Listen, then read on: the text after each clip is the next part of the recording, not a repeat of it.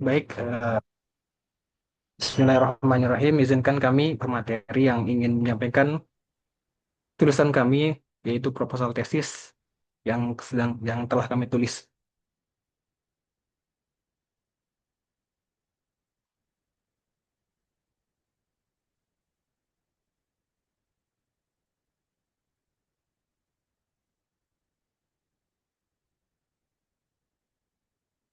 Bismillahirrahmanirrahim. Eh, Baik, judul yang saya tulis yaitu Kritik Psikologi Barat, Studi Komparatif Tasawuf Psikologi dalam Tafsir Al-Quran dengan Psikologi Barat tentang Kesehatan Mental. Abstraknya yaitu kajian ini bertujuan untuk mengkritisi pendekatan psikologi sekular Barat dan menawarkan perspektif alternatif berdasarkan tasawuf psikologi yang berakar pada tafsir Al-Quran mengenai kesehatan mental. Psikologi Barat dengan fokusnya yang seringkali individualistik dan materialistik dinilai kurang komprehensif dalam memahami kompleksitas jiwa manusia, terutama dalam dimensi spiritual dan transendental. Tasawuf psikologi sebagai pendekatan yang terinspirasi oleh kearifan, sufistik, dan ajaran Al-Quran menawarkan pemahaman yang lebih holistik tentang kesehatan mental yang mencakup aspek rasional, emosional, fisik, dan spiritual. Hasil kajian ini diharapkan dapat memberikan wawasan baru dan kontribusi signifikan dalam pengembangan model-model intervensi psikologis yang lebih komprehensif dan relevan dengan konteks budaya dan spiritual masyarakat Muslim. Penelitian ini memiliki kesamaan perspektif dengan para mufasir seperti Ibnu Arabi, Abdul Qadir Al-Jailani, dan Imam Al-Ghazali yang memasukkan nilai rohani atau spiritual dalam aliran psikologi. Sebaliknya, temuan tesis ini tidak sejalan dengan beberapa tokoh seperti Sigmund Freud yang dengan teori psikoanalisisnya yang menolak ke dimensi rohani. Metode penelitian yang digunakan adalah studi tematik dengan menganalisis teks-teks tafsir terkait psikologi tasawuf yang membahas konsep kesehatan mental dalam Al-Quran dan membandingkan dengan psikologi barat. Selanjutnya yaitu latar belakang masalah. Psikologi barat modern yang didominasi oleh perspektif sekular seringkali dikritik karena pendekatannya yang reduksionis dan kurang memperhatikan dimensi spiritualitas dalam memahami kesehatan mental. Pendekatan ini cenderung memfokuskan pada aspek-aspek perilaku yang dapat diamati dan diukur, sementara mengabaikan pengalaman subjektif, nilai-nilai moral, dan keyakinan spiritual yang mendalam yang membentuk identitas dan kesejahteraan psikologis individu. Situasi ini diperburuk oleh meningkatnya tingkat stres dan kecemasan dalam masyarakat modern, yang seringkali disebabkan oleh tekanan sosial, ekonomi, dan lingkungan yang kompleks. Sementara itu, di dalam dunia Islam memiliki tradisi intelektual yang kaya dalam memahami jiwa manusia, khususnya melalui ajaran tasawuf, yang menekankan pentingnya penyucian diri, pengembangan akhlak mulia, dan pencapaian kedekatan dengan Tuhan. Oleh karena itu, muncul kebutuhan untuk menjajaki pendekatan psikologis alternatif yang lebih holistik dan terintegrasi, yang menggabungkan kearifan tasawuf dengan prinsip-prinsip ilmiah modern dalam memahami dan meningkatkan kesehatan mental. Dalam konteks ini, tasawuf menawarkan serangkaian metode yang mendalam untuk mengatasi masalah kejiwaan yang meliputi praktik-praktik seperti mujahadah nafas dan ilaha nafas yang bertujuan untuk membersihkan dan menyucikan jiwa melalui jalan spiritual yang terstruktur. Tasawuf menekankan peran penting hati dalam menentukan kualitas perilaku individu, sehingga pembersihan hati menjadi langkah esensial dalam mencapai kebahagiaan sejati dan kesehatan mental yang optimal. Dalam menghadapi krisis eksistensial yang diperparah oleh tekanan materialisme dan sekularisme yang merajalela, prinsip-prinsip tasawuf dapat berfungsi sebagai kerangka terapi yang transformatif, memandu individu untuk menemukan resonansi spiritual dan mengatasi konflik internal yang menghambat kesejahteraan psikologis. Tasawuf yang sering didefinisikan sebagai keadaan diri yang mendalam getaran spiritual dan kerinduan yang sulit diungkapkan dengan kata-kata, menawarkan perspektif yang unik dan berharga dalam memahami dan meningkatkan kesehatan mental. Ajaran-ajaran tasawuf memberikan landasan filosofis dan praktis untuk mengembangkan pribadi dan transformasi spiritual yang dapat membantu individu mengatasi tantangan kehidupan modern dan mencapai keseimbangan emosional dan mental yang lebih baik. Dalam era disrupsi spiritual, tasawuf menawarkan kebijaksanaan yang relevan, membimbing individu untuk menemukan makna yang lebih dalam dan mengatasi kekosongan eksistensial yang seringkali menjadi akar dari berbagai masalah psikologis. Nilai-nilai tasawuf seperti kesabaran, syukur, dan tawakal dapat menjadi sumber kekuatan dan inspirasi bagi individu untuk menghadapi kesulitan hidup dengan ketenangan dan keyakinan. Dalam konteks ini, tasawuf psikologi muncul sebagai jembatan antara kearifan spiritual Islam dan ilmu psikologi modern, menawarkan pendekatan yang integratif dan holistik dalam memahami, meningkatkan kesehatan mental individu dan masyarakat. Tasawuf juga berperan penting dalam membentuk sikap perilaku dan karakter individu, sehingga integrasinya dalam pendidikan agama Islam menjadi sangat relevan, terutama pada usia remaja yang rentan terhadap krisis moral dan pencarian jati diri. Tasawuf juga memberikan kerangka kerja yang komprehensif untuk memahami dan mengatasi berbagai masalah psikologis yang dihadapi oleh masyarakat modern seperti kecemasan, depresi, dan stres. Berdasarkan permasalahan akademik tersebut, penulis tertarik untuk meneliti bagaimana Al-Quran memberi solusi terkait kesehatan mental di zaman sekarang. Dalam hal ini, penulis akan membandingkan antara dua pendekatan, yaitu pendekatan penafsiran Maudhu'i dan pembandingan antara psikologi tasawuf dan psikologi barat. Selanjutnya, identifikasi masalah. Yang pertama yaitu reduksionisme psikologi barat, di mana psikologi modern yang sekular cenderung mengabaikan dimensi spiritual dalam memahami kesehatan mental. Meskipun aspek ini penting bagi kesejahteraan psikologis, terutama dalam konteks masyarakat religius. Yang kedua, krisis kesehatan mental di era modern. Masyarakat modern menghadapi peningkatan stres, kecemasan, dan kekosongan eksistensial akibat tekanan dari materialisme, sekularisme, dan sosial ekonomi. Namun, solusi dari konvensional atau terapis yang barat seringkali tidak menyentuh akar masalah, yaitu dari sisi spiritualitas tadi. Terus, selanjutnya, pembatasan masalah. Penelitian ini berfokus pada konsep kesehatan mental dalam Al-Quran, khususnya yang terkait dengan nilai-nilai tasawuf seperti tazkiyah nafas, mujahadah nafas, sabar, syukur, dan tawakal. Selanjutnya, penelitian ini membatasi analisis pada kritik terhadap paradigma psikologi barat yang sekular materialistik, khususnya dalam memahami kesehatan mental, dengan menawarkan alternatif berbasis tasawuf, psikologi yang bersumber dari tafsir Al-Quran. Perumusan masalah. Pertama, bagaimana psikologi tasawuf melengkapi psikologi barat dalam merespon kesehatan mental. Kedua, bagaimana penafsiran Al-Quran terhadap fenomena kesehatan mental merespon penyakit mental manusia pada zaman modern. Selanjutnya, manfaat penelitian. Eh, Secara teoritis, penelitian ini memberikan kontribusi terhadap perkembangan studi tafsir, khususnya dalam menjembatani nilai-nilai Al-Quran dengan persoalan psikologi tasawuf dan modern. Secara praktis, memberikan solusi pada para intelektual Muslim untuk menggali lebih dalam Al-Quran, khususnya kepada hal-hal yang baru, dan menawarkan terapi Islam yang berlandaskan psikologi tasawuf. Selanjutnya, sistematika penulisan pada ini, kemudian outline, pendahuluan. Di bab kedua itu isinya konsep psikologi barat, pengertian psikologi barat, sejarah psikologi barat, metode psikologi barat, kemudian pengertian kesehatan mental, gejala penyakit kesehatan mental, macam-macam penyakit kesehatan mental, dan yang C, konsep psikologi barat terkait kesehatan mental di zaman modern. Terus bab ketiga membahas tentang konsep psikologi tasawuf, di antaranya konsep psikologi tasawuf, pengertian, sejarah, dan metode, kemudian konsep psikologi tasawuf dalam zaman modern, kemudian C, korelasi tasawuf dan psikologi. Bab keempat, psikologi tasawuf dalam analisis tafsir Al-Quran. Ayat-ayat Al-Quran terkait psikologi tasawuf, kemudian ada analisis tafsir terkait kesehatan mental di zaman modern, kemudian ada analisis kritik psikologi tasawuf terhadap psikologi barat terkait kesehatan mental, dan bab kelima adalah penutup, kesimpulan, dan saran. Mungkin cukup ini yang dapat saya sampaikan. Kurang lebihnya mohon maaf.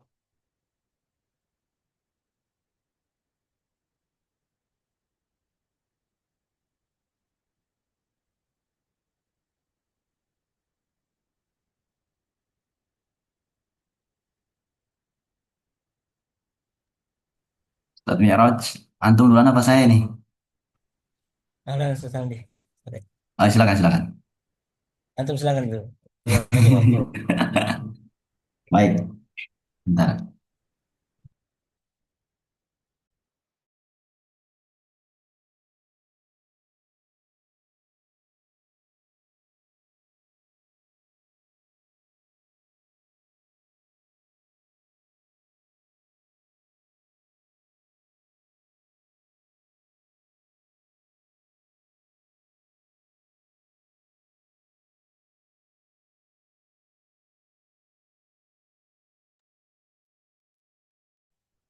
Baik, Bismillahirrahmanirrahim. Eh, Teman-teman sekalian, eh, izinkan saya mempresentasikan proposal mini yang berjudul proposal mini saya yang berjudul Solusi Masalah Sosial Perspektif Al-Quran yang menganalisis atau menganalisa konsep boikot terhadap produk yang terafiliasi dengan Israel. Sebelum saya lanjutkan, mungkin sedikit informasi kepada eh, Ustadz Zakaria bahwa proposal yang saya kirim sekarang itu berbeda. Maksudnya berbeda bukan apa namanya judulnya dirubah, tapi kalau yang sebelumnya kan itu hanya sekedar apa namanya kerangka-kerangka doang. Tapi di sini sudah ada tambahan atau revisi eh, yang disertai dengan sedikit penjelasan atau isi dari kerangka tersebut. Baik, teman-teman kita langsung saja ke abstrak. Sebagaimana yang telah kita ketahui bersama bahwasannya konflik antara Israel dan Palestina itu sudah terjadi atau sudah menjadi tragedi kemanusiaan yang mengundang keprihatinan atau solidaritas secara global, termasuk daripada umat Islam tersendiri. Salah satu bentuk solidaritas yang menonjol adalah dilakukannya gerakan boikot terhadap produk-produk yang dianggap terafiliasi atau berafiliasi dengan Israel.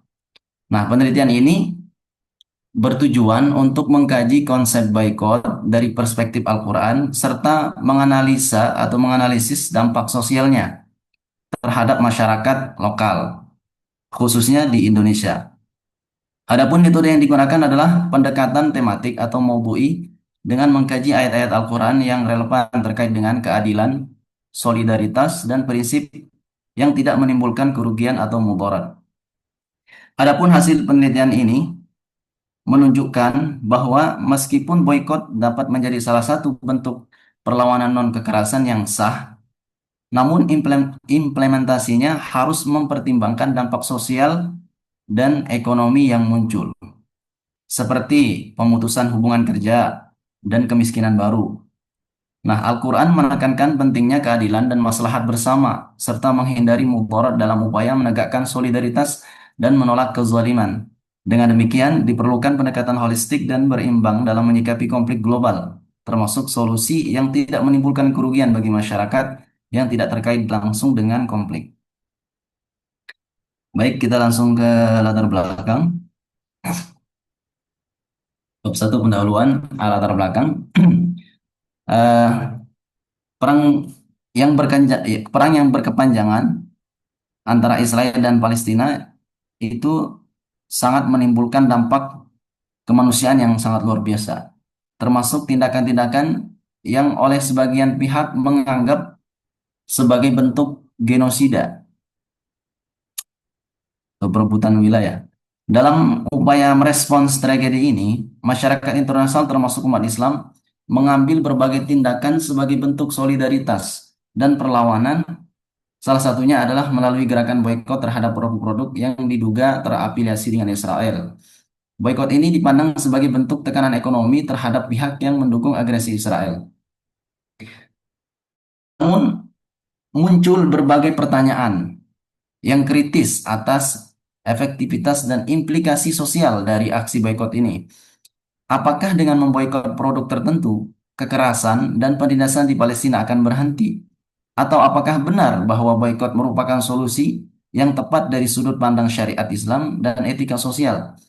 Dalam praktiknya, boikot juga membawa dampak lanjutan di dalam negeri, seperti pemutusan hubungan kerja terhadap pekerja yang terlibat dalam distribusi atau produksi barang-barang yang diboikot. Padahal mereka tidak memiliki keterkaitan langsung dengan konflik tersebut. Nah, hal ini yang menimbulkan persoalan sosial baru, seperti pengangguran, kemudian tekanan ekonomi dalam keluarga. Bahkan terjerumusnya sebagian orang ke dalam praktik-praktik yang tidak sehat atau diharamkan seperti tidak sehat ya, peminjaman online yang ilegal ya, kemudian judi, main slot, nah begitu dan konflik rumah tangga. Nah, dalam konteks inilah penting untuk meninjau kembali solusi sosial semacam boikot dari sudut pandang Al-Quran sebagai pedoman hidup umat Islam, tidak hanya menawarkan panduan spiritual tetapi juga solusi konkret terhadap persoalan sosial. Adapun penelitian ini bertujuan untuk menggali perspektif Al-Quran terhadap tindakan sosial berupa boikot yang mengevaluasi keefektifannya dalam konteks konflik Israel Palestina serta merumuskan solusi yang lebih holistik dan berkeadilan bagi semua pihak termasuk masyarakat yang berdampak di dalam negeri atau yang terdampak di dalam negeri. Nah, B. Identifikasi masalah. Kita sama-sama mengetahui bahwa fenomena aksi boikot terhadap produk-produk yang terafiliasi dengan Israel semakin ramai disuarakan sebagai bentuk kepedulian akan krisis kemanusiaan yang dialami rakyat Palestina, di mana warga Palestina mengalami penjajahan dan penindasan yang sangat luar biasa yang terjadi hingga dengan saat ini. Nah, boikot terbukti sebagai salah satu cara yang dianggap mampu menjadi solusi tanpa kekerasan untuk menekan pihak yang melakukan penyerangan dalam bentuk upaya penekanan power ekonomi yang mendukung Zionis Israel dan sekutunya. Namun ajakan boikot ini juga menunjukkan seberapa konsisten dan sadar dalam mengikuti aksi boikot amat beragam.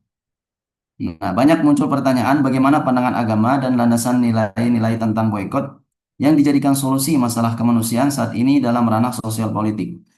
Nah, Islam juga telah menjelaskan secara gamblang di dalam Al-Quran dan hadis tentang prinsip-prinsip kemanusiaan secara global, guna terciptanya keadilan atau ta'awun, saling tolong-menolong dengan saudara-saudara kita yang lemah dan menjauhi kezaliman. Akan tetapi, kajian literatur yang membahas secara khusus konsep boikot perspektif Al-Quran belum banyak dilakukan. Mohon maaf ini, kayaknya nggak usah ini. Ya, belum banyak dilakukan.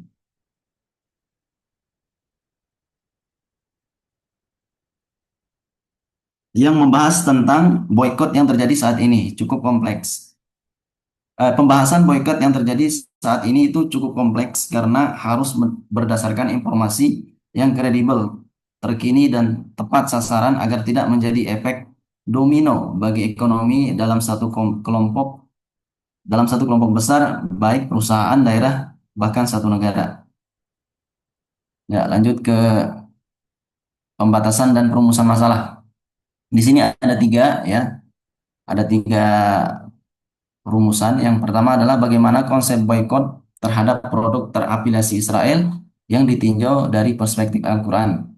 Kemudian yang kedua, apakah boikot merupakan solusi yang efektif dalam menyelesaikan konflik kemanusiaan seperti genosida di Palestina. Kemudian yang ketiga, bagaimana Al-Quran memberikan petunjuk kepada umat Islam dalam menyikapi persoalan sosial terhadap konflik kemanusiaan secara global berupa boikot. Kemudian tujuan penelitian yang pertama adalah mendeskripsikan konsep boikot terhadap produk terafiliasi Israel dari perspektif Al-Quran. Kemudian yang kedua, mengkaji dan meneliti solusi efektif dalam menyelesaikan konflik kemanusiaan seperti genosida di Palestina.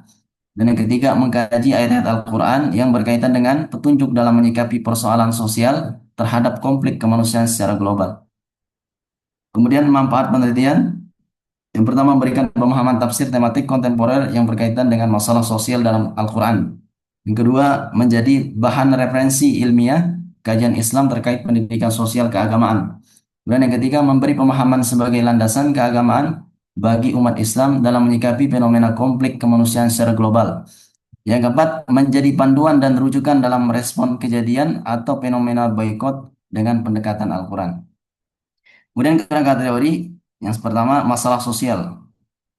Masalah sosial ini merupakan fenomena yang selalu ada pada setiap masyarakat di belahan bumi manapun ya. Selama masyarakat terus mengalami proses perubahan, maka masalah sosial akan terus muncul tanpa bisa dihindari serta sekaligus akan terus mempengaruhi dimensi kehidupan setiap orang.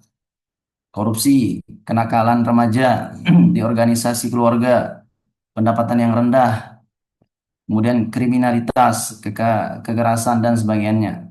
Itu semua merupakan masalah-masalah yang menunjukkan banyak orang yang hidup tidak nyaman dan terganggu. Nah, masalah sosial ini juga banyak pandangan ya. Yang pertama adalah pandangan Arnold Ross mengatakan bahwa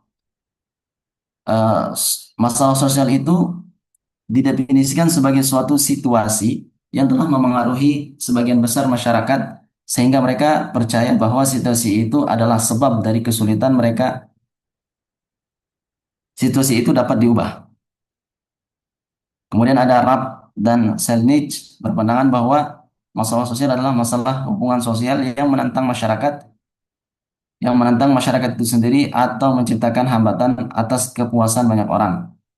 Kemudian Richard berpendapat bahwa masalah sosial adalah pola perilaku dan kondisi yang tidak diinginkan dan tidak dapat diterima oleh sebagian besar anggota masyarakat. Kemudian yang kedua, boykot. Nah, boykot, insya Allah semua udah pada paham ya, boykot. Kemudian produk terafiliasi Israel juga insya Allah udah pada tahu ya.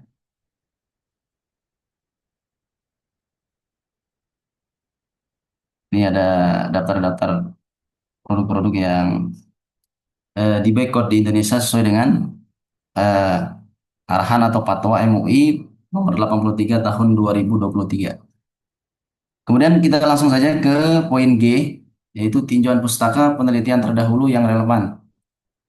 Nah, di sini saya masih mencari-cari referensi ya terkait dengan penelitian terdahulu yang relevan ya, terutama kalau ada di tesis dan juga disertasi. Cuman sementara ini masih di tingkat skripsi dulu ya. Insya Allah nanti akan disempurnakan. Kemudian selanjutnya poin H yaitu metode penelitian. Metode penelitian di sini ada ada 4 poin ya. Poin yang pertama adalah pemilihan objek penelitian, kemudian data dan sumber data, kemudian ada teknik input dan analisis data, kemudian 4 pengecekan keabsahan data, kemudian selanjutnya poin I yaitu jadwal penelitian. Jadwal penelitian ini dibagi menjadi 6 bagian, yaitu satu, bulan pertama melakukan pengumpulan studi literatur yang relevan dan ayat-ayat yang terkait dengan nilai-nilai sosial dan dalam Islam. Kemudian bulan kedua mengkaji tafsir-tafsir klasik, bulan ketiga mengkaji tafsir modern, dan bulan keempat melakukan analisis perbandingan. Kemudian bulan kelima melakukan penulisan dan input data serta revisi. Kemudian yang keenam, bulan keenam finalisasi atau penyempurnaan dan sidang. Kemudian poin J, sistematika penulisan. Dalam penelitian ini, sistematika pembahasan tercantum eh, di bagian ini. Yang pertama, bab pertama yang memuat penjelasan terkait pendahuluan penelitian yang meliputi latar belakang masalah, identifikasi masalah, pembatasan dan perumusan masalah, tujuan penelitian, manfaat penelitian, kerangka teori, tinjauan pustaka atau penelitian terdahulu yang relevan dan seterusnya. Kayaknya sudah pada paham ini ya. Sebab kedua, Pembahasan yang termuat dalam bab ini berisi kajian teori dan konsep dasar penelitian. Di antaranya pengertian dan prinsip tafsir tematik, tafsir maudhu'i, konsep sosial dalam Al-Quran, prinsip amar ma'ruf nahi mungkar, larangan membantu kezaliman, kemudian pengertian dan konsep boikot dalam konteks sosial politik dan keagamaan, kemudian yang berlandasan kepada syar'i, tindakan boikot menurut para ulama ahli tafsir.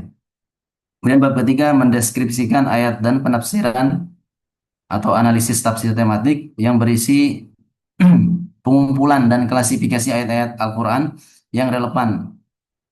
Kemudian menganalisis kebahasaan dan konteks ayat-ayat tentang keadilan, penindasan, larangan kerjasama dalam kebatilan. Kemudian pembahasan tafsir ayat secara tematik, perbandingan antara tafsir klasik dan modern terhadap ayat-ayat terkait. Kemudian bab keempat, menganalisis konsep boikot terhadap produk terafiliasi Israel, mencantumkan kajian fenomena sosial berupa boikot di dunia Islam yang relevansi ayat Al-Quran terhadap aksi boikot, kemudian studi kasus boikot yaitu boikot produk-produk terafiliasi Israel, kemudian kontribusi ekonomi terhadap penjajahan, implikasi sosial dan etika dalam perspektif Islam, kemudian meneliti perbandingan pandangan kontemporer tentang boikot. Kemudian bab kelima merupakan bab terakhir sebagai penutup yang memuat kesimpulan hasil penelitian. Baik teman-teman, mungkin itu saja yang dapat saya sampaikan. Kritik dan saran dari teman-teman dan juga dari Bapak dosen tentunya akan sangat membantu dalam kesempurnaan penulisan proposal tesis ini. Sekian, Assalamualaikum warahmatullahi wabarakatuh.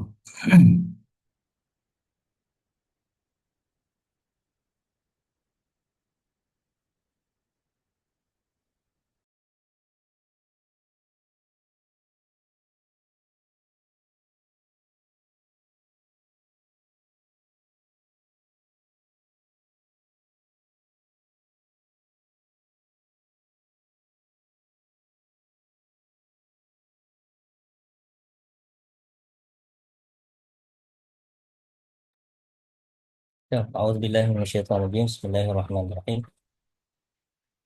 Oke, langsung saja pada kesempatan kali ini, insya Allah saya akan eh, mempresentasikan proposal tesis proposal tesis saya yang berjudul Analisis Semiotik pada Mushaf Kuno dan dampaknya terhadap standarisasi teks Al-Quran.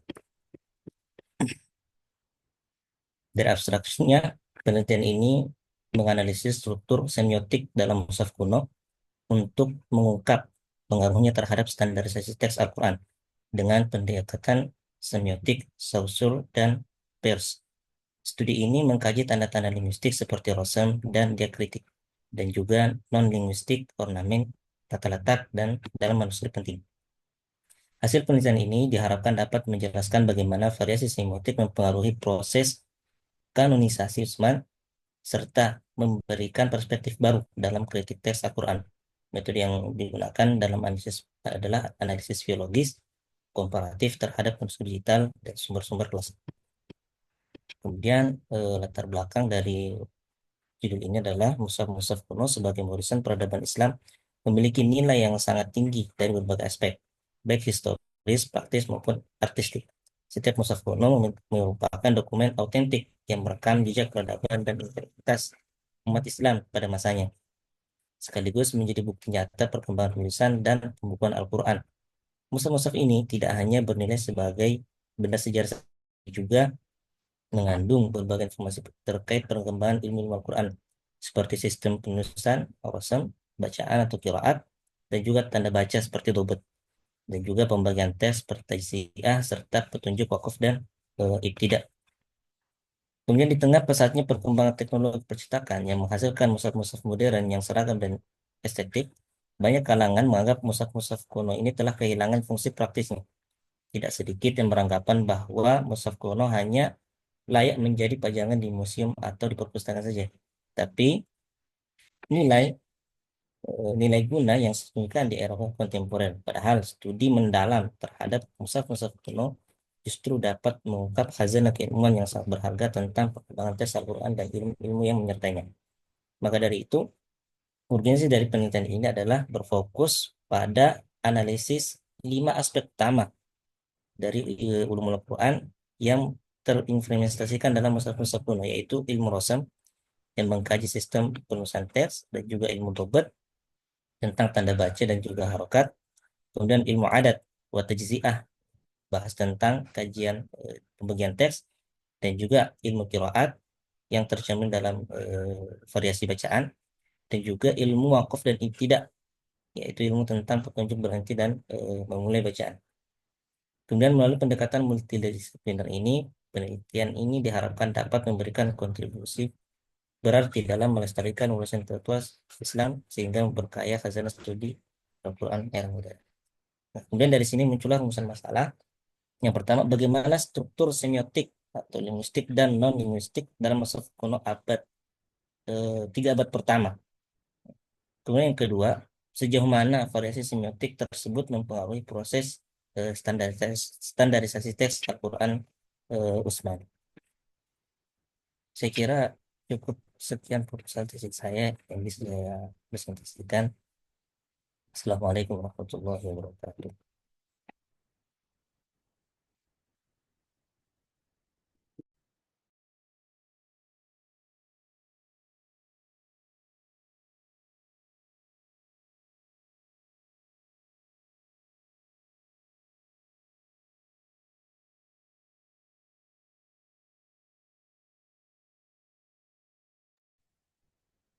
Satu lagi siapa?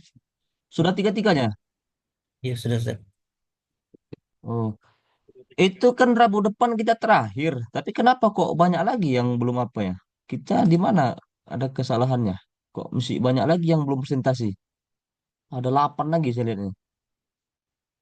Satu, dua. Seharusnya kan ada yang dua kelompok Ustaz, jadi 6 orang seharusnya.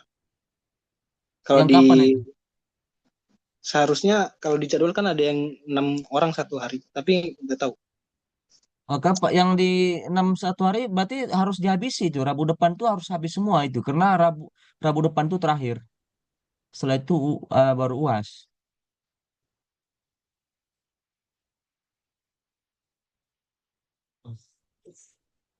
Ya, silakan, silakan. Ini masih masih apa nih? Masih ada banyak lagi. Kita tinggal Rabu Rabu depan itu terakhir. Setelah itu UAS. Jadi tidak ada lagi waktu untuk apa presentasi. Yang mau presentasi silakan, itu bagian dari penilaian. Yang mau tidak presentasi ya silakan juga. Ada yang mau lagi? Hmm. UAS itu dijadwalkan tanggal 2 Juli, Ustaz. 2 Juli. Nah, kemudian kalau saat ini kan kita masuk tanggal 18 ya. 18 berarti ya, oh ya berarti betul ya. Satu kali meeting lagi tanggal 25. Berarti untuk tanggal 25 itu seluruhnya berarti ya mungkin kan.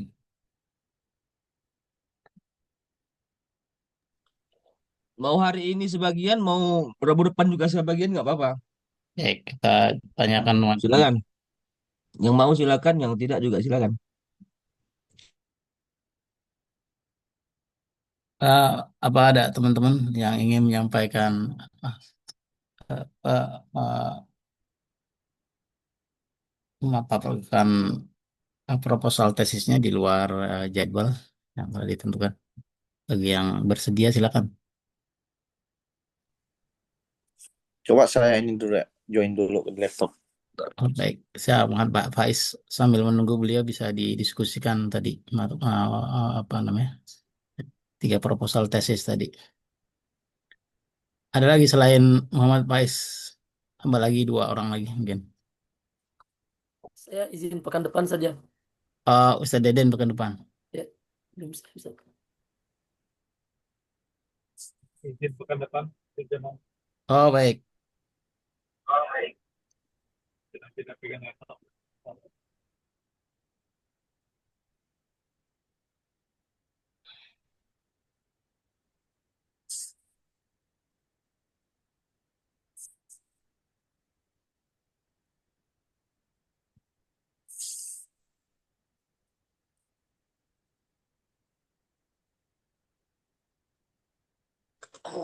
Ini yang apa ya? Yang belum ya. Muhammad Azam, saat Hasbi Al-Falah, Jumadil Bukan kelas Akbar. itu, Ustaz. Hah? Kelas lain. Bukan, itu kelas lain, Ustaz. Oh, selain itu ya.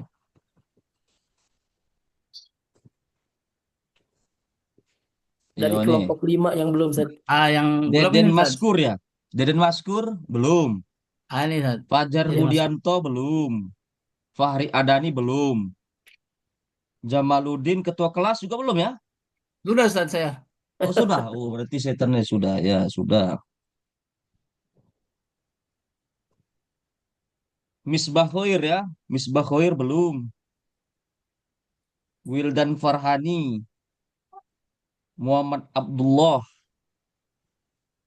Mursidah, Nafitur Rahmah, Nada Mauila, Taufik Fatlah, Faiz Asari. Banyak banget jadi belum. Ada berapa tuh? Satu, dua, tiga, empat, lima, enam, tujuh, 8, 9. Wah, 9 orang nggak mungkin Rabu depan itu bisa 9 orang. Ada 9 orang itu. Kalau semuanya 9 orang Rabu depan, bisa maghrib itu selesainya. Nah, gitu. Kalau ditambah diskusi, nggak bisa 9 orang itu Rabu depan.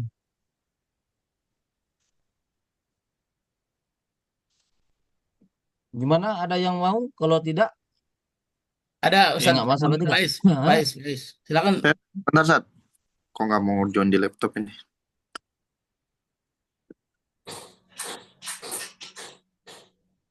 Atau saya share di HP aja ya? Di laptop saya nggak bisa share. Kirim di grup aja Ustaz. Nanti Oh, Ustaz Jamal nge-share tuh. oh ya Ustaz. udah.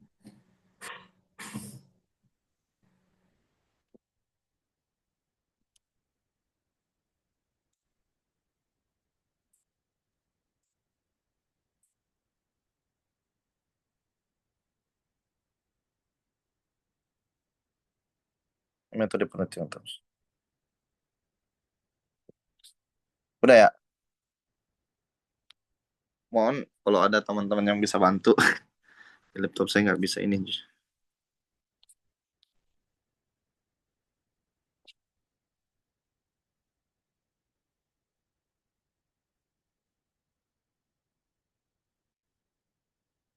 Udah ada belum di grup?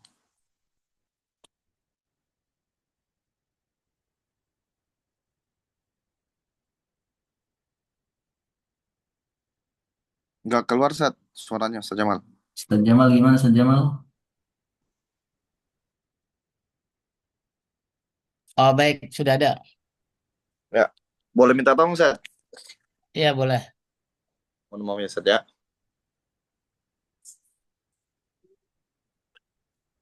Ini sholat sebagai pencegah itu ya? Bukan. Enggak. Tapi itu Bi.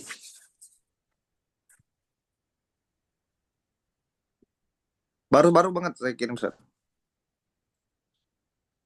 Masih PDF dia yang saya kirim di grup. Iya, iya.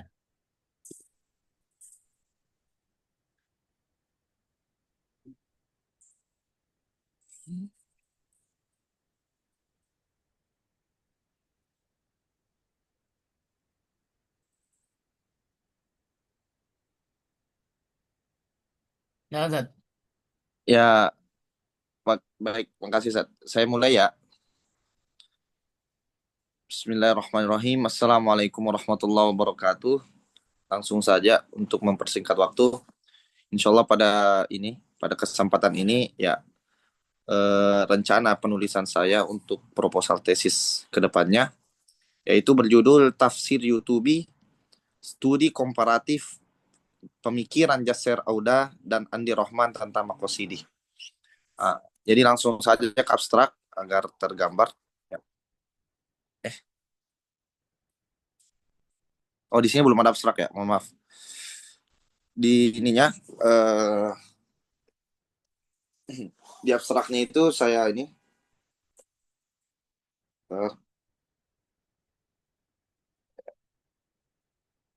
di abstrak ya. Jadi penelitian ini bertujuan untuk mengetahui konsep makosidi Yasser Auda dan Andi Rohman di YouTube tentang makosid. Agar mengetahui persamaan dan perbedaan pemikiran keduanya, maupun agar metode keduanya ini dapat dijadikan landasan atau metode dalam menafsirkan ayat-ayat Al-Quran memakai konsep makosidi tersebut.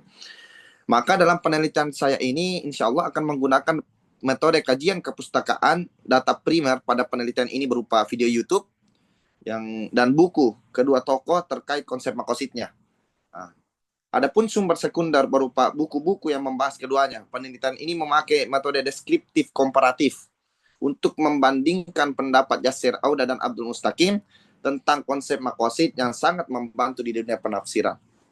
Nah, perlu diketahui bahwasannya, ya sebagaimana yang teman-teman ketahui bahwa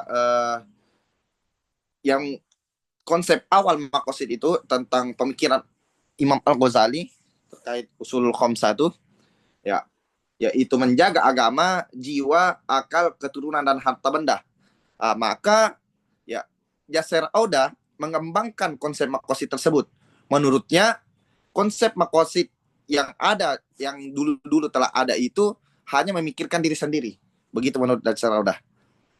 Jadi dia tidak memerhatikan lingkungan sekitarnya. Maka ya Yasser Auda mengembangkan pemikiran makosid itu dengan mengembangkan dari memelihara jiwa, ya, menjadi menghormati dari ini menjaga agama menjadi menghormati keyakinan, menjaga jiwa, ya, menjadi perlindungan HAM, ya, menjaga akal dikembangkan menjadi mengembangkan pola pikir dan penelitian ilmiah, dan keturunan, ya, menjadi kepedulian dan pengembangan peran institusi keluarga. Ada ditambahin satu konsep, yaitu menjadi pengembangan ekonomi dan pemerataan tingkat kesejahteraan.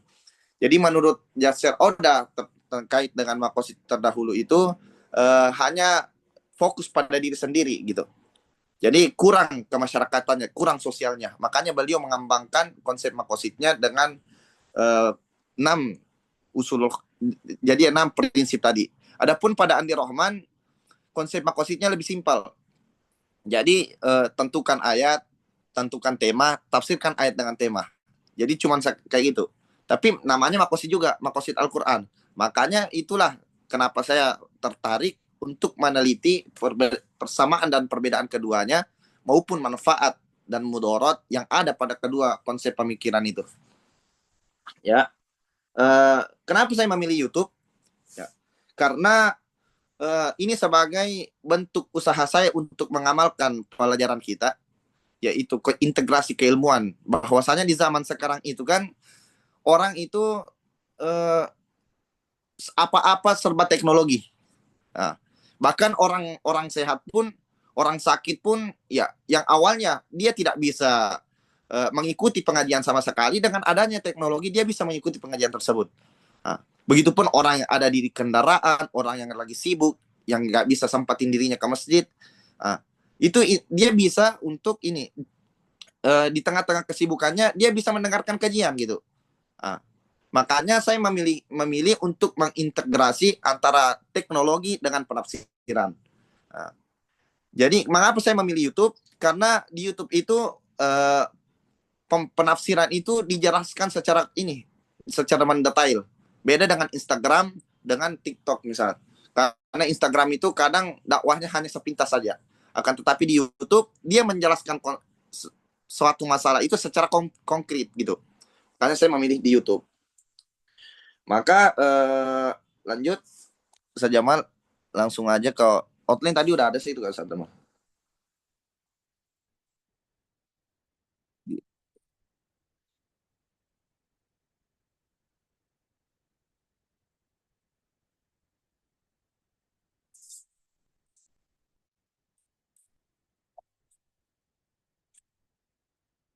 Sebelum bab 1 Ustaz Jamal.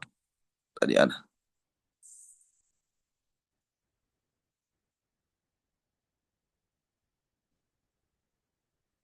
Halaman IX.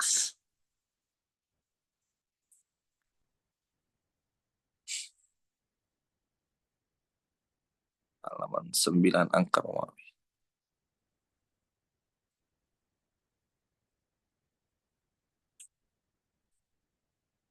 Habis ini pedoman penulisan, habis Pak. Ya, habis pedoman.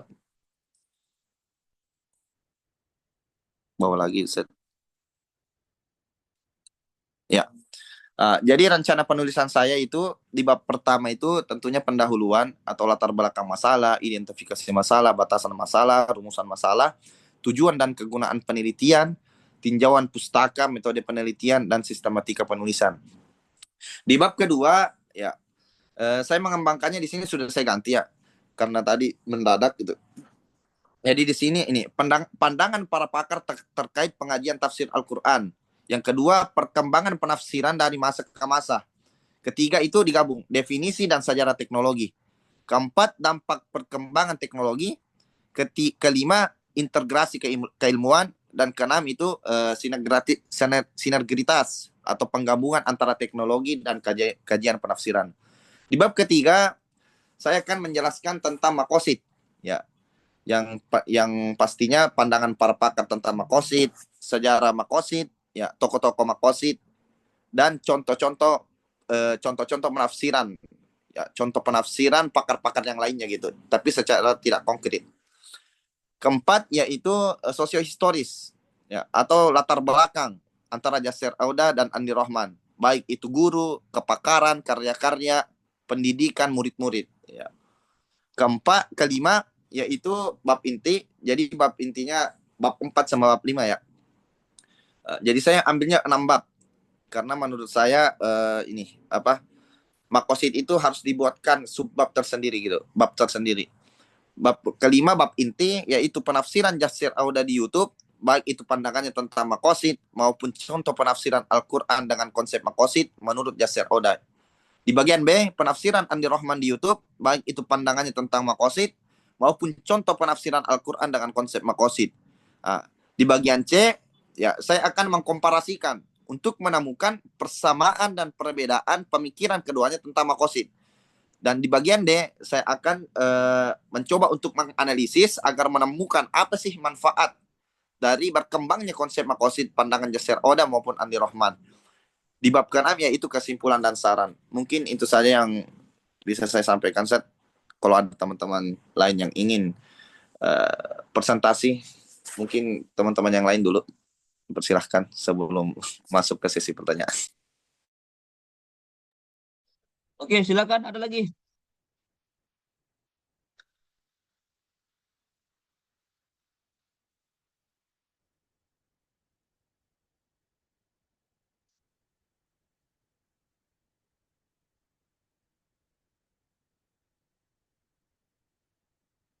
Deden Maskur mau hari ini?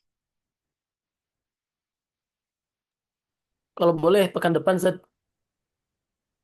Itu siapa lagi ya? Deden Maskur, kemudian Taufik Fatlah,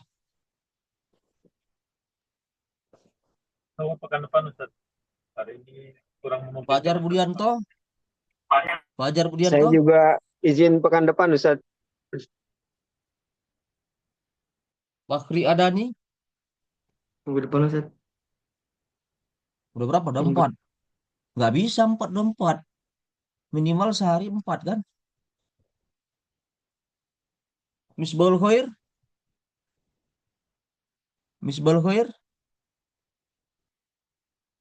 Misbahul Khair ada orang yang Misbahul Khair, Misbahul Khair.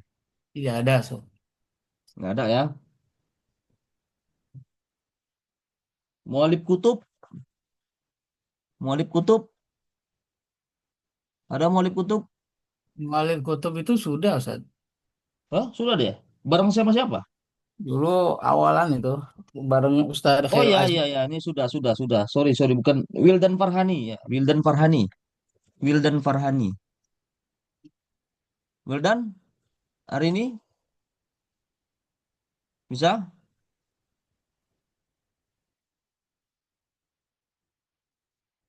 Lalu Wildan Farhani nggak kedengaran nih.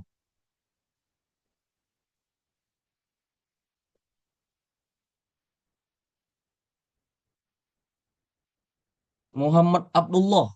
Ada Muhammad Abdullah. Muhammad Abdullah. Muhammad Abdullah tidak join karena saya apa kesulitan sinyal, Ustaz. Ya. Mursidah. Insya Allah Mursidah. pekan depan, Ustaz. Insya Allah Hah? pekan depan. Insya Allah pekan Minggu depan. depan, Ustaz. Ya.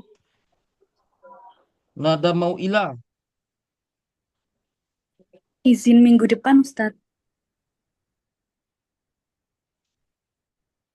Taufik Fadlan minggu depan. Udah habis. Coba berarti ada berapa orang itu? Gimana tuh? Satu hari itu bisa bisa berapa orang, Mbak? Tujuh orang untuk minggu depan. Gimana? 9, Ustaz. 9. 9 orang, Ustaz. 9 orang. Gimana caranya itu? 9 orang. Kita cuma ada waktu 1 jam setengah jam, ya nggak sampai 2 jam. Ada 9 orang. Gimana caranya? Satu orang berapa menit? Atau boleh saya Ustaz gak apa-apa? Nah, silakan, silakan. Boleh saya gak apa-apa Ustaz? Tapi Ya, materi silakan, Pak. yang Silakan. UTS kemarin tadinya mau ganti judul. Gak apa-apa ya? Ya, silakan, Pak. Siap, sebentar.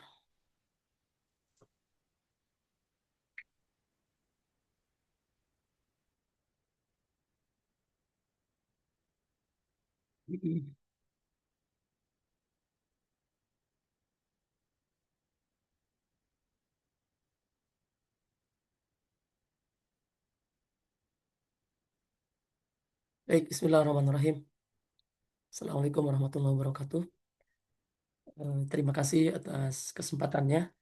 Mohon izin saya menyampaikan yang UTS waktu itu. Belum ada perubahan apapun. Dan ini judulnya adalah karakteristik tafsir Nusantara, studi terhadap metode tafsir Al-Hikmah, tafsir kontemporer Juz Amma, karya Aam Amiruddin. Eh, Oke, dengan dosen pengampu kita, Ustaz Dr. Zakaria Husin Lubis MA MHUM. Kemudian penelitian ini bertujuan untuk mengkaji karakteristik tafsir Nusantara melalui studi terhadap metode tafsir dalam tafsir Al-Hikmah, tafsir kontemporer Juz Amma karya Aam Amiruddin. Karya tersebut merupakan representasi tafsir lokal yang memadukan nilai-nilai universal Islam dengan konteks budaya, sosial, dan bahasa Indonesia. Penelitian ini penting dilakukan mengingat semakin berkembangnya wacana tafsir kontekstual dan kebutuhan akan pendekatan keislaman yang lebih relevan di tengah masyarakat majemuk. Melalui pendekatan kualitatif dengan metode analisis ini ya, dan pendekatan hermeneutik, penelitian ini menemukan bahwa tafsir Al-Hikmah menonjolkan prinsip moderasi, kontekstualisasi pesan Al-Quran, dan penggunaan bahasa yang berbumi. Tafsir ini juga menunjukkan karakter tafsir Nusantara yang khas, yaitu integrasi antara teks dan konteks, serta akulturasi antara nilai Islam dan budaya lokal. Dengan demikian, penelitian ini tidak hanya memperkaya studi tafsir, tetapi juga berkontribusi dalam pengembangan Islam Nusantara yang damai dan inklusif. Baik, pendahuluan sebagai latar belakang penelitian bahwa Al-Quran sebagai kitab suci umat Islam memiliki kedalaman makna yang senantiasa relevan sepanjang zaman. Penafsiran terhadap Al-Quran menjadi sarana penting dalam memahami pesan-pesan ilahi sesuai dengan konteks sosial dan budaya masyarakat. Di Indonesia, proses penafsiran ini telah melahirkan corak tafsir yang khas, dikenal dengan istilah tafsir Nusantara. Karya atau buah tangan para ulama Nusantara yang merupakan hazanah Islam Nusantara sampai saat ini masih sangat menarik untuk dikaji. Ada banyak karya baik di bidang sejarah, tasawuf, fikih maupun tafsir. Hadirnya karya-karya ini menandakan tumbuhnya semangat keilmuan yang dibangun di atas dialektika konstruktif. Tafsir Nusantara merujuk pada karya-karya tafsir yang disusun oleh ulama-ulama Indonesia dengan mempertimbangkan konteks lokal, baik dari segi bahasa, budaya, maupun realitas sosial masyarakat. Karya-karya ini tidak hanya berfungsi sebagai penjelas teks Al-Quran, tetapi juga sebagai cerminan dinamika keislaman di Indonesia. Beberapa contoh tafsir Nusantara yang terkenal antara lain Turjuman Al-Mustafid karya Abdul Rauf Al-Sinkili, Marah Labid karya Nawawi Al-Bantani, Tafsir Al-Misbah karya Muhammad Quraisy Shihab. Dalam perkembangan kontemporer, muncul karya Tafsir Al-Hikmah, tafsir kontemporer Juz Amma yang disusun oleh Dr. Aam Amiruddin MSI. Karya ini menampilkan pendekatan penafsiran yang berusaha mengaitkan pesan-pesan Al-Quran dengan realitas kehidupan masyarakat Indonesia masa kini. Dengan menggunakan metode tahlili dan corak adabi istimai, tafsir ini berupaya menyampaikan makna ayat-ayat Al-Quran dengan bahasa yang mudah dipahami dan relevan dengan konteks sosial. Penelitian terhadap karya tafsir Aam Amiruddin ini bukanlah sebuah penelitian yang baru, karena sudah ada peneliti sebelumnya yang mengkaji tafsir Juz Amma karya Aam Amiruddin ini, yaitu skripsi yang berjudul Metodologi Tafsir Al-Hikmah, tafsir kontemporer Juz Amma karya Amiruddin oleh Muhammad Khafif Aziwali Afisar dari Universitas Islam Negeri Sunan Ampel, Surabaya tahun 2001. Yang penelitian ini mengkaji fokus pada mengungkap isi kontemporer dari kitab tafsir Al-Hikmah dan menerangkan mengenai metodologi tafsirnya, yaitu mengenai metode dan corak. Terdapat juga penelitian sebelumnya dalam sebuah skripsi dengan judul Analisa Metodologis Tafsir Al-Hikmah, Tafsir Kontemporer Juz Amma karya Aam Amiruddin. Skripsi ini disusun oleh Rizka Fitria Afifah, jurusan Ilmu Al-Quran Tafsir, Fakultas Usuluddin, Universitas Islam Negeri Sunan Gunung Jati, Bandung. Penelitian tersebut mengkaji metode tafsir yang digunakan, yaitu metode tahlili. Sedangkan corak yang digunakan dalam tafsir ini adalah corak ilmi dan adabi istimai. Selain hal tersebut juga mengkaji kelebihan tafsir Al-Hikmah adalah penggunaan bahasa yang tidak bertele-tele penjelasannya dihubungkan dengan fenomena di masyarakat. Pada mukaddimah tafsirnya, Aam Amiruddin menerangkan bahwa mengakui banyak buku tafsir Al-Quran yang berbobot, tetapi sayang banyak di antaranya yang hanya bisa dipahami oleh mereka yang relatif memiliki pemahaman keislaman mendalam. Aam menuturkan bahwa ia mencoba memikirkan dan mengaplikasikan metode penulisan tafsir yang mudah dicerna dan aplikatif. Bahkan ada beberapa masalah yang dikonsultasikan kepada masyayikh ulama besar yang berikan pengajaran di Masjidil Haram dan Masjid An-Nawawi.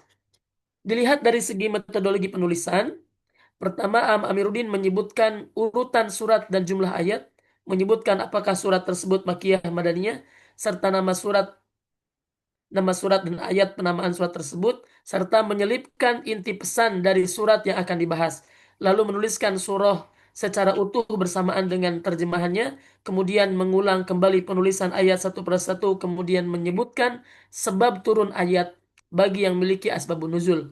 Penjelasan ayat yang mana pada penjelasannya terkadang mengutip pada kitab-kitab tafsir dahulu, menjelaskan kaitan ayat, munasabah, memberikan pelajaran penting dari ayat, dan menyelipkan nasihat-nasihat di dalamnya.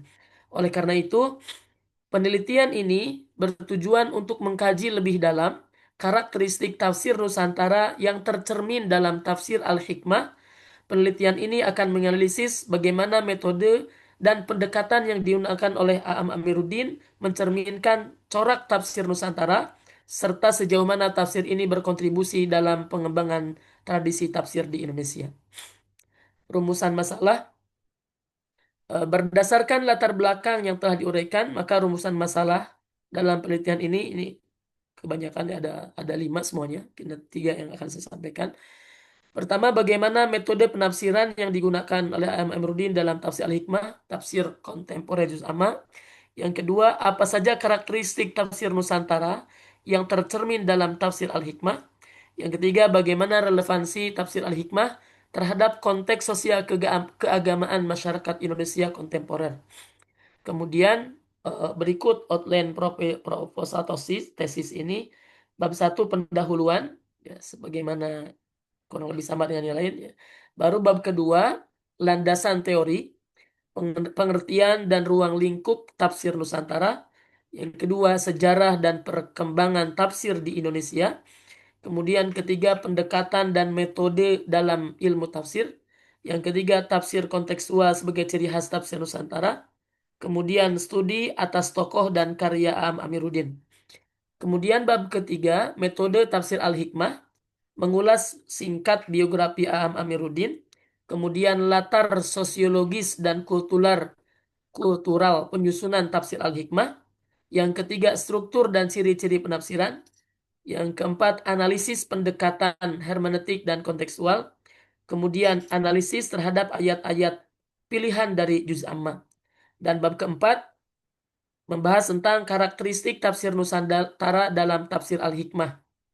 Yang pertama dari aspek bahasa dan budaya lokal.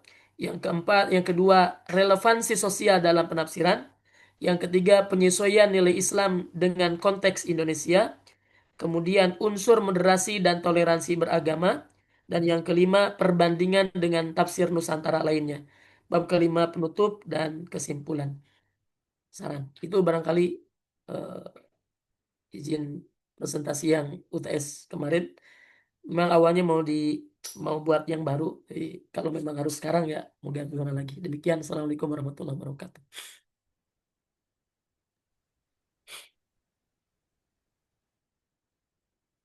Oke, ada lagi? Masih 8 lagi nih. Kalau nggak ada, ya udah silakan didiskusikan. Ada 5 hari ini ya.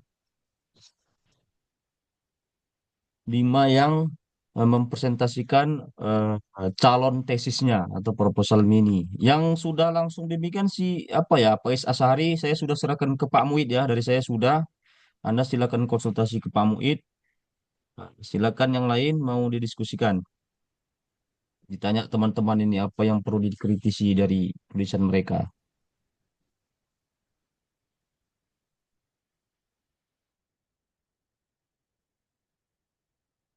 Syukran, Ustaz.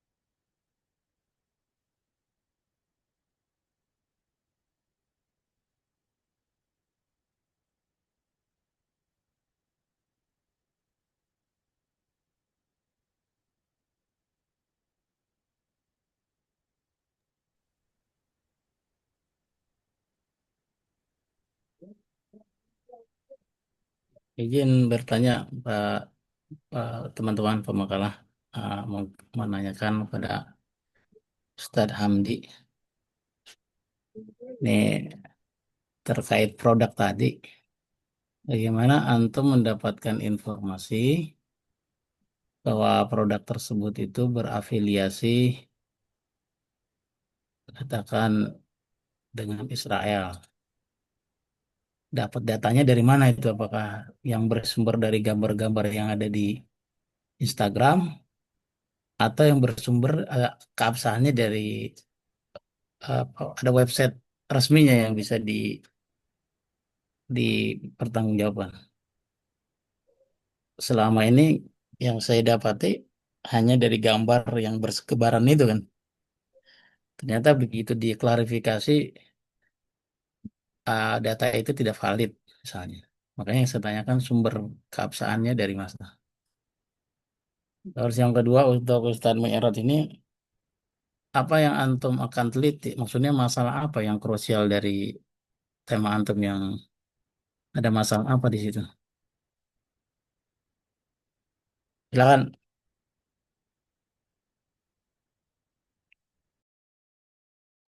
Saya juga mau ini, Ustaz. Mau tanya kepada ini siapa namanya? Muhammad Zaki, Ustadz Zaki ya. Ini Ustaz yang ingin saya tanyakan. Diizinkan nggak nih? Kayak ini judul antum kan itu kritik psikologi barat gitu kan. Studi komparatif tasawuf psikologi dalam tafsir Al-Quran dengan psikologi barat tentang kesehatan mental. Menurut saya antum dari judulnya udah ketahuan jawabannya gitu. Jadi bukan kayak penelitian gitu menurut saya ya. Maksudnya antum sebelum meneliti udah ketahuan bakal condong ke psikologi dalam tafsir Al-Quran gitu. Harusnya menurut saya kritik psikologi baratnya dihilangin aja. Jadi studi komparatif eh, eh, psikologi tasawuf dalam tafsir Al-Quran dengan psikologi barat tentang kesehatan mental. Maksudnya gak usah ada kata kritik gitu. Untuk langsung ada jawabannya, Ana rasa. Kalau menurut Ana gitu, saran dari Ana. Terima kasih, Baik, Seth. baik. Siap masukannya, Ustaz.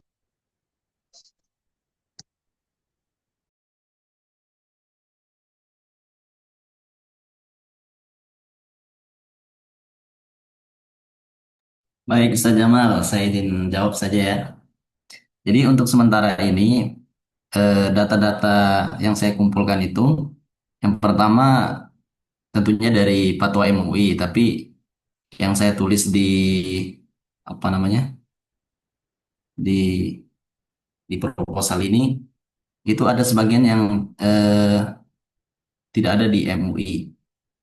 Jadi terus lalu kenapa saya tulis di sini? Jadi produk itu saya ambil dari apa namanya dari penelitian-penelitian terdahulu. Nah, mungkin itu menjadi apa namanya PR saya di kedepannya untuk lebih menelusuri lagi eh, barang-barang yang mana saja yang termasuk berafiliasi dengan produk-produk Israel. Begitu, Ustaz. Jadi ada dua sih ininya dari MUI sama literatur-literatur yang sudah ada sebelumnya. Ya, di situ kan ada footnote-nya juga, Ustaz. Jadi begitu, Ustaz Jamal. Baik, terima kasih. Ustaz. Mudah-mudahan antum gak beli deh. Penting itu, Ustaz. Masya Allah. Perkataannya ini hakiki atau majasi ini nyindir gak sih? Gimana, Ustaz Faiz? Kayak nyindir rasanya itu perkataannya tuh.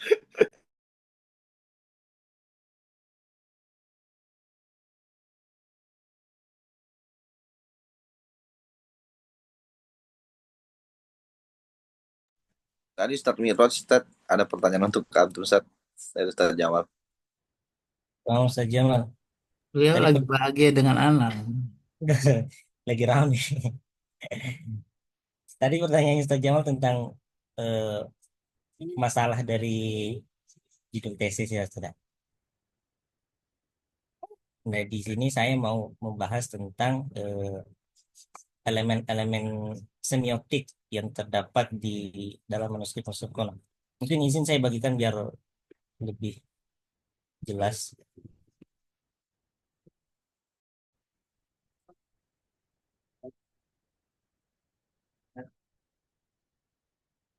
Nah, di sini saya punya manuskrip mushaf dari 3 abad pertama yang dimaksud dari yang akan modul subjek judul yang akan saya teliti adalah tentang tanda-tanda yang ada pada manuskrip ini, manuskrip mushaf ini. Seperti misal tanda merah ini, seperti dobat, ini alamat dobat namanya. Kemudian di sini ada titik-titik 3 yang banyak ini namanya alamat tahzib. Kemudian contoh lain, nah seperti ini. Nah, alamat-alamat ini tentu memberikan memiliki fungsi yang dimana fungsinya itu berkaitan dengan pemaknaan di dalam penafsiran dan juga eh, menunjukkan bahwa eh, manuskrip ini berada pada zaman di mana orang-orang saat itu ulama-ulama saat itu berijtihad untuk dapat memahami isi kandungan Al-Quran. Kurang lebih seperti itu saja, Mas.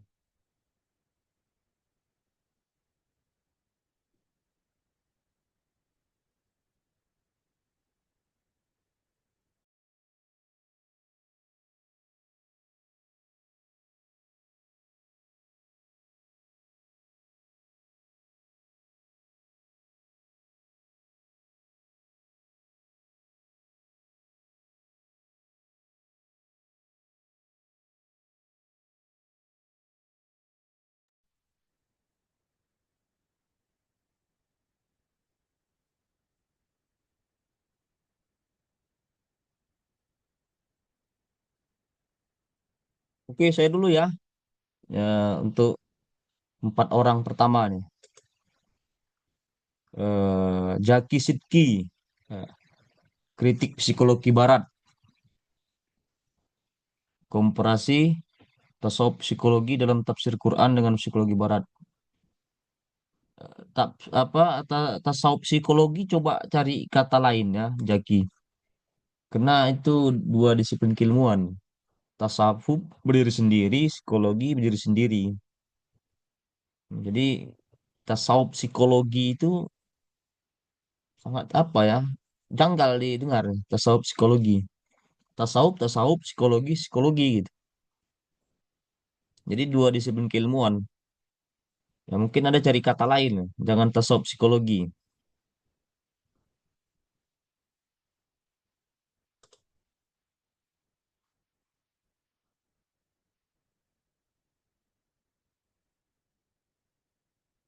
Baru abstraknya tahunnya belum ditampilkan ya. Yang para mufasir itu Ibnu Arabi sampai Imam Ghazali tahun. Kemudian di buku mana mereka bicara tentang psikologi? Yang ada bicara tentang psikologi atau bicara tentang tasawuf? Ibnu Arabi, kemudian Imam Al-Ghazali, baru siapa lagi tadi? Abdul Qadir Jailani itu di buku mana mereka itu bicara tentang psikologi atau bicara tentang tasawuf. Kalau tentang tasawuf, ya banyak. Qadir Jailani itu memang tokoh sufistik, Imam Ghazali juga. Atau ada di penelitian mana sehingga ada berkesimpulan mereka ini eh, bicara tentang psikologi. Tasawuf, Ustaz. Hah? Berbicara tasawuf. Tasawuf kan?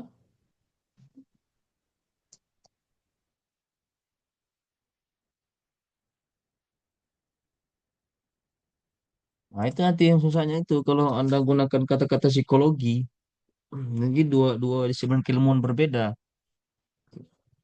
Sementara mereka ini adalah tokoh sofistik. Memang tujuan dari psikologi sama sama tasawuf ini ya tentang kesehatan mental atau kalau dalam bahasa lain kan tazkiyatun nafs. Tapi metodenya berbeda. Disiplin keilmuannya agak berbeda. Makanya ketika Anda bandingkan dengan Sigmund Freud, kalau menurut saya ini ya agak sedikit membingungkan kalau Anda bandingkan dengan Sigmund Freud.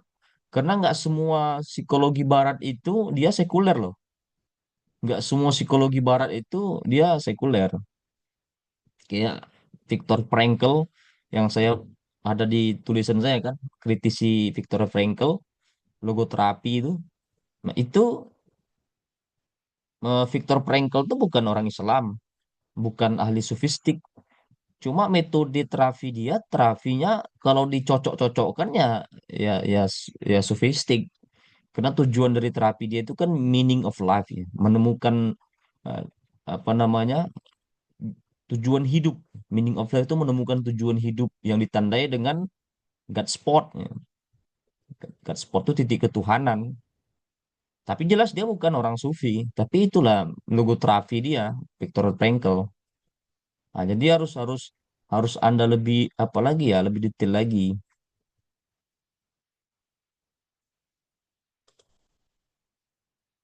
Itu ya apa? Siapa nih Jaki Sidki? Di abstrak itu.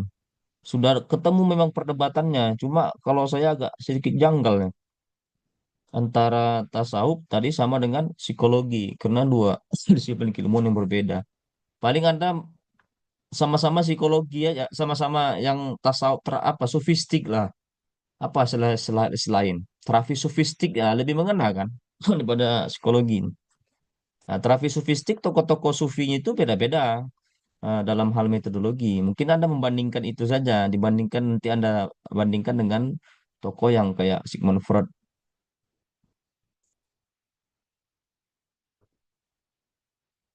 Hmm. Kalau apa lagi nih? Di bab 3. Masukkan yang bab bab 3 itu jadikan bab 2. Jadi bab 2 itu digabungkan nih sama bab 3 itu. Bab 3 masuk ke bab 2. Jadi bab 3 Anda buat tema tersendiri lagi. Ini sama juga kayak ini. Kemarin saya itu Pak Is ya. Pak Is sudah japri, bimbingan japri.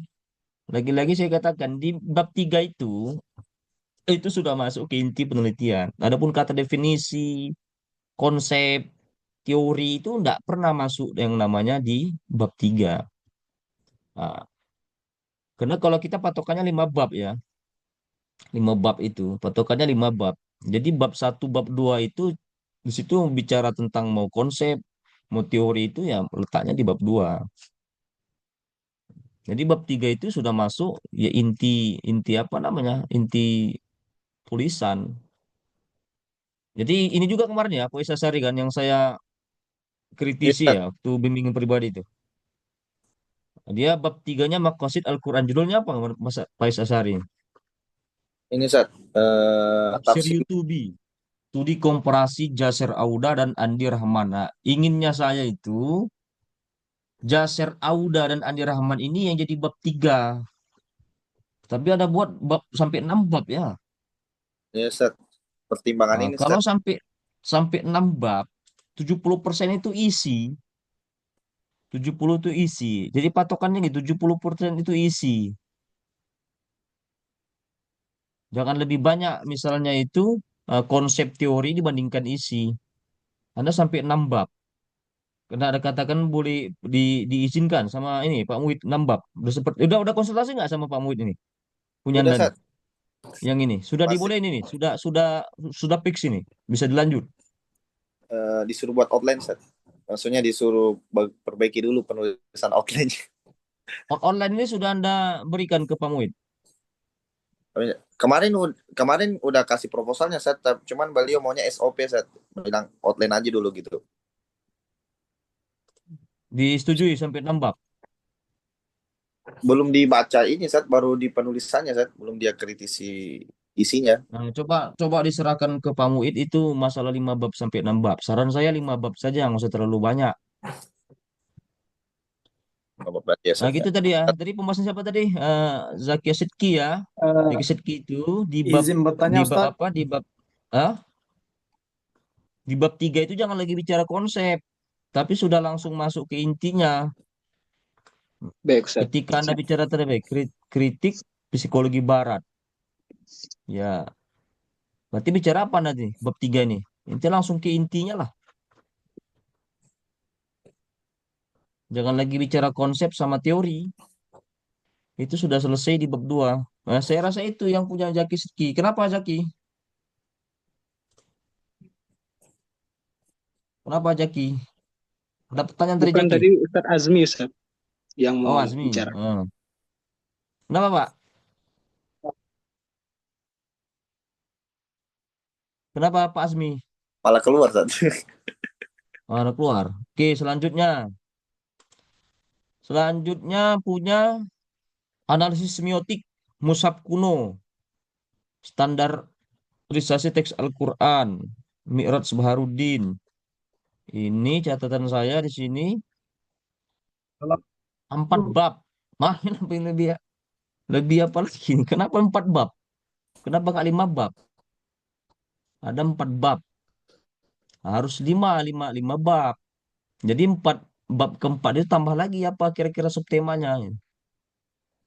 Bab 5 bab saja kadang nggak sampai 150 halaman itu kan banyak sekali itu.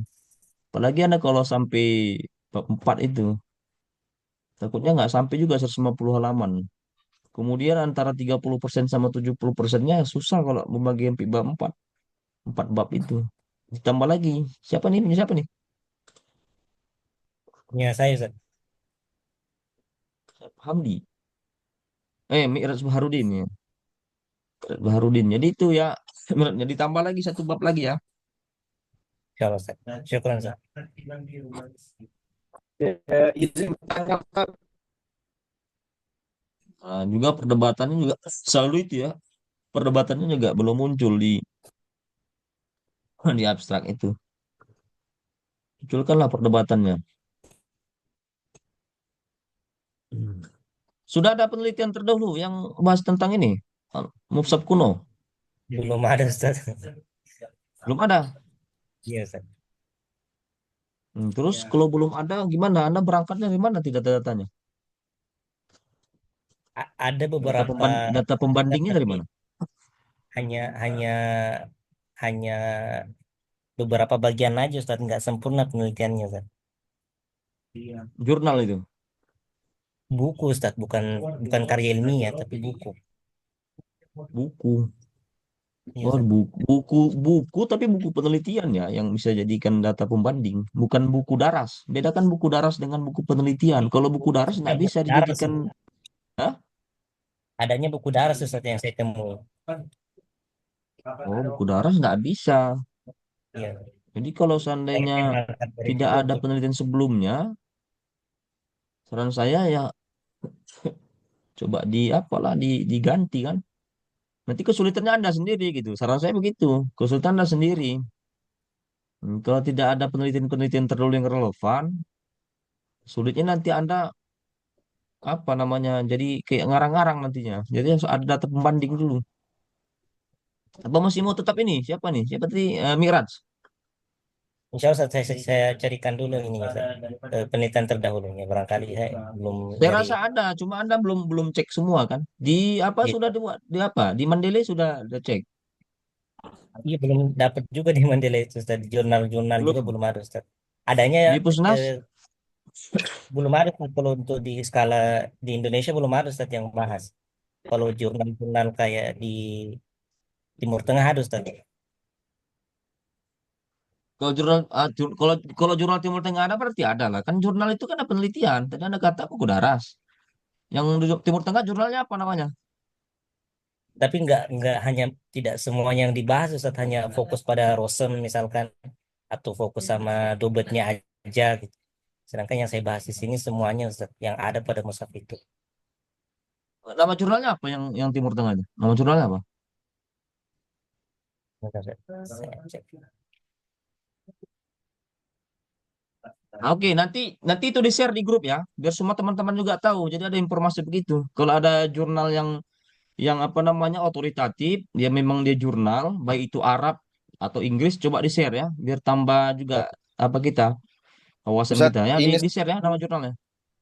mungkin Ustaz, Gimana? Ustaz, yang masalah Rosam itu ada kok di UIN disertasi namanya Ustadz Zainal Arifin. Nah, adanya kan. Oh, Nah, berarti Anda belum belum Bahkan cek semuanya. ada bukunya tuh soalnya.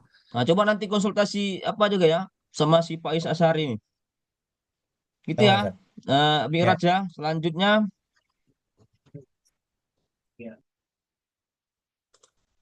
solusi masalah sosial.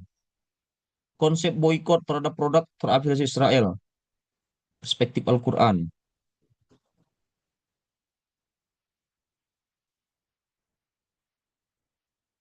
Apa yang jadi perdebatan di sini? Hamdi. Di abstraknya tidak ada kan? Masalah sosialnya Ustaz sama konsep boykotnya. Ya, nama-nama orang yang membahas ini penelitian terdahulunya belum ada tampilkan di abstrak ini kan? Oh, Tidak ada siap, siap. kelihatan nih. Sudah berapa yang Anda baca penelitian-penelitian yang relevan dengan ini? Paling skripsi doang Ustaz, baru skripsi-skripsi doang. Sama Jangan skripsi. berita-berita. Kalau bisa tesis lah. Ya Ustaz, belum menemu Ustaz, masih nyari.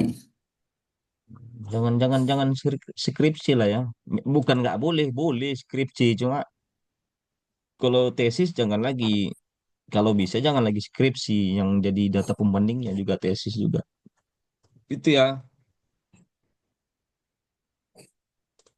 Baik Ustaz. Kemudian yang terakhir karakteristik tafsir Nusantara Deden Maskur. Nah, cuma satu aja ini perdebatannya belum ada. Cuma itu doang. Rumusan masalah ya tidak terlalu banyak tadi ya, ada 5. Dijadikan 2 saja. Outline-nya sudah. Nah, ini yang maksud saya begini nih, landasan teori pas di bab 2, di bab 3 itu metode tafsir al-hikmah, langsung biar singkat. Nah, kalau outline-nya sudah pas, tepat dia. Mau ganti kenapa, Deden ini? Kenapa mau ganti? Mau ganti judul apa? Mau ganti apa nih? Eh, ada rencana gitu. Itu kan kemarin dadakan sekali ya. Saya belum belum banyak juga mencari-cari sumbernya nah untuk ini Zat. Tapi kalau memang dirasa ini bisa lanjut ya gak apa-apa. Udah dilanjut aja ini, tinggal aja apa aja perdebatan akademik. Dilanjut Baik, aja. baik, Tapi baik. kalau yang Anda mau ganti ya silahkan juga Anda yang punya Anda kan. Nah, kalau saran saya ya tinggal Anda cari aja debat akademiknya ditampilkan di apa di abstrak udah. Kemudian Hmm. ya silakan mau dilanjut apa mau Anda ubah kembali. Di Ngubahnya itu pendahuluan judulnya juga Anda ubah. Apa gimana Zat? ngubah sedikit? Ngubahnya total apa ngubah gimana Oh, nih? ada Sebagian aja. rencana atau rencananya ganti judul yang baru. Tapi kalau memang ini lanjut gak apa-apa, kita coba dulu Zat. Oke, oke deh kalau begitu sudah selesai ya. 5 orang. Baik, baik. Silakan ada yang mau didiskusikan ini 5. Dari saya sudah cukup. Saya Silakan yang lain. terlebih dahulu bertanya, Ustaz. Nah, silakan, Pak. Eh, ini sinyal saya agak jelek di sini, Ustaz. Agak di pedesaan saya. Ingin saya tanyakan tentang udah lama sih tentang masalah abstrak. Abstrak itu kan hasil dari penelitian kita yang kita ungkapkan di sana. Hmm. Ini kita belum melakukan penelitian kok tidak bisa menulis abstrak. Saya waktu S1 di PT IKI itu dikasih tahu dulu kayak gitu, bahwa menulis abstrak itu baru bisa ditulis kalau sudah dilakukan penelitian. Kalau belum melakukan penelitian, bagaimana kita bisa menulis abstrak? Jadi waktu UTS itu juga saya bingung, kok bertolak belakang dengan ilmu S1 ketika dihadapkan dengan ilmu S2. Tetapi ada satu dosen juga mengatakan ada beberapa penelitian sudah diketahui abstraknya walaupun dia belum melakukan penelitian. Mungkin itu di situ beri pencerahannya, Ustaz. Bagaimana itu sebenarnya itu? Oke, saya sudah sering ya jelaskan masalah abstrak tuh ya. Di tahun-tahun berapa satu dasawarsa yang terakhir lah ya. Itu mungkin abstrak dulu betul yang apa namanya selesai penelitian baru ditampilkan itu abstrak setelah selesai meneliti. Anda kalau ikut IGIS, lagi-lagi ya, kenapa saya selalu mengatakan abstrak duluan? Kalau ada apa namanya pengumuman penelitian-penelitian, baik apapun itu dari instansi itu, dia itu pasti meminta itu bukan langsung hasil selesai semua. Karena jarak itu cuma sebulan. Dari Februari sampai Maret. Nah, yang kita buat itu bukan penelitiannya sampai sekian ratus halaman. Mana mana cukup itu 1 bulan itu. Jadi yang dia minta itu yang disubmit itu apa? Abstraknya. Dia submit itu pasti minta abstraknya. Jadi kita buat abstrak sama proposal. Proposal utuh, kemudian abstrak. Itu yang kita submit, bukan seluruh total penelitian. Karena jarak misalnya pengumuman, misalnya Februari sampai Maret, misalnya ICIS, saya ikut ICIS yang di Bali 2022. Itu kan sebulan saja tuh. Mulai dari pengumuman, registrasi, kemudian sampai nanti di apa namanya diseleksi lagi mana yang layak lolos gitu. Nah, itu pemberian cuma hanya proposal dan abstrak. Padahal kita belum selesai neliti. Belum selesai neliti. Jadi setelah kita buat abstrak kemudian proposal diseleksi, nah, dari abstrak itu sudah ketahuan. Makanya judul di abstrak itu, apa bahasa di abstrak itu bukan kesimpulan, tapi itu asumsi. Atau kita bilang kesimpulannya sementara.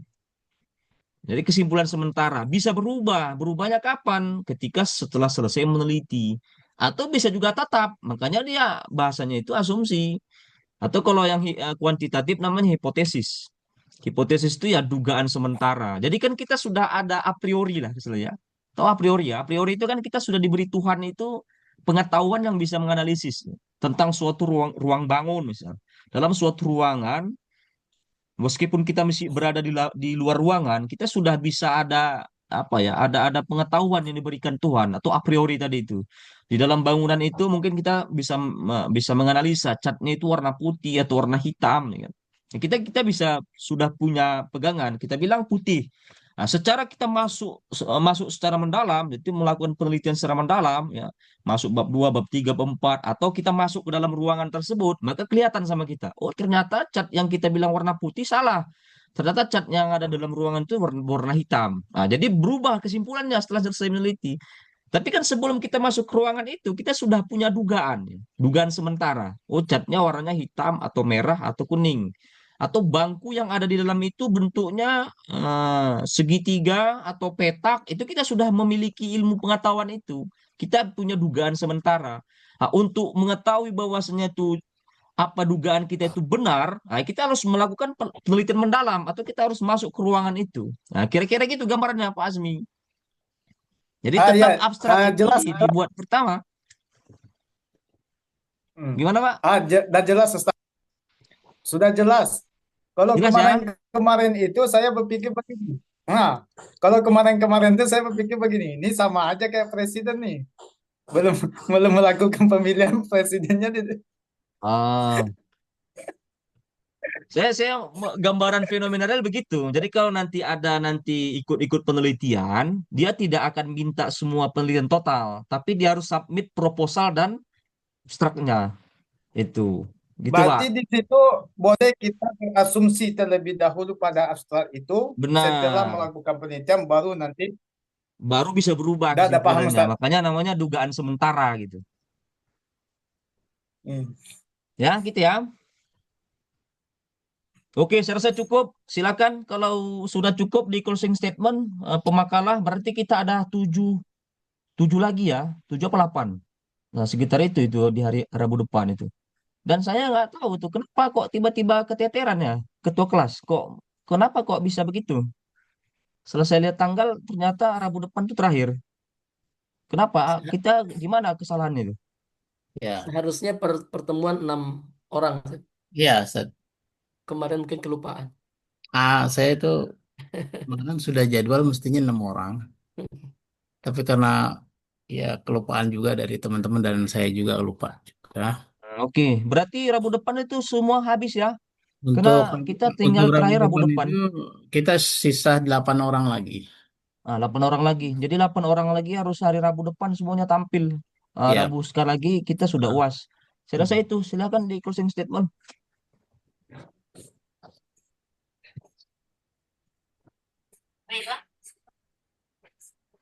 Silakan sedang di. Jamal monggo.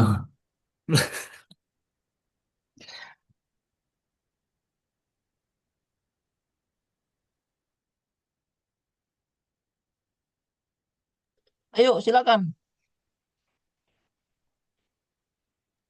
Baik, teman-teman sekalian, alhamdulillah kuliah kita pada siang hari ini sudah kita jalankan. Semoga apa yang sudah kita pelajari bisa kita kembangkan dan juga semoga apa namanya teman-teman semuanya yang sudah mempresentasikan apa namanya proposalnya bisa selesai secepatnya dan bisa di ACC secepatnya. Mungkin itu saja. Sekian. Assalamualaikum warahmatullahi wabarakatuh. Waalaikumsalam warahmatullahi wabarakatuh. Terima kasih. Saya live ya.